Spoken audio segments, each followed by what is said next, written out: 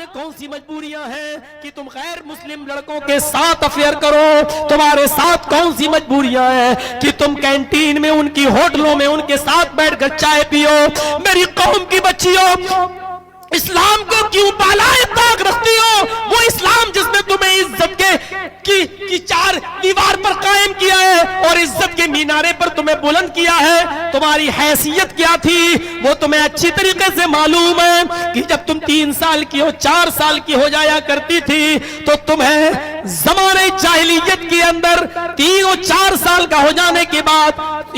تمہیں جیسی بچیوں کا باپ نہلا کر دھلا کر تیار کر کے تمہیں میلے کے بہانے جنگلوں میں لے جایا کرتا تھا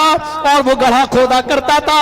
اور جب گڑھا کھود جایا کرتا تھا تو کہتا تھا بیٹی اس گڑھے میں جھانک کر دیکھو تمہاری ماں تمہیں نظر آئے گی، اور وہ 4 سال کی گنچے ناشگفتہ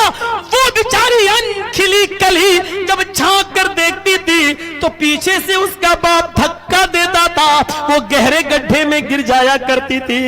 وہ گہرے گڈھے میں گر جایا کرتی تھی۔ رسول رحمت پڑھی ابو الکلام آزاد کی، وہ گہرے گڈھے میں گر جایا کرتی تھی، اور جب گر جاتی تھی تو پھر پیچھے سے اس کا باپ اس کے اوپر مٹی ڈالنا شروع کر دیا کرتا تھا۔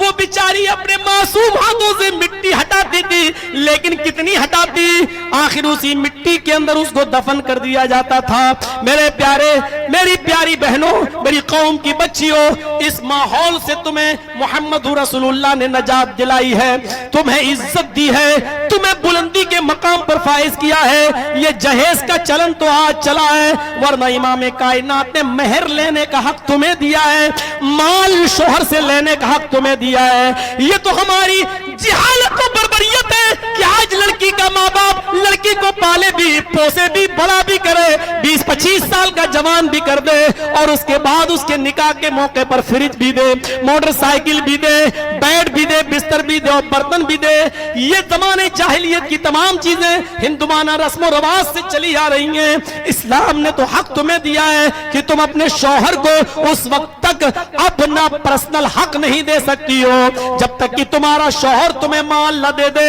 تمہیں مہر نہ دے دے۔ یہ ہمارے یہاں مہر کا سسٹم ہے، 2000 روپے، 5000 روپے، 10,000 روپے مہر متعین کر لیا اور لڑکی چلی گئی۔ ورنہ عرب کے اندر لڑکیاں شادی کے پہلے اپنے شوہر سے کوئی مکان مہر میں مانگتی ہیں، کوٹھی مانگتی ہیں اور بنگلے مانگتی ہیں، وہ یہ سوچ کر کہ کل پتہ نہیں میرا شوہر کہیں مجھے طلاق نہ دے دے اور پھر میں ماری جاؤں، پھر میں کہیں کی نہ رہوں۔ ایک ایک مکان، 2-2 مکان، کوٹھی، محل ان کو مہر میں وہ دیتے ہیں عرب کے لوگ، تب جا کر یہ نکاح ہوتا ہے۔ اسلام نے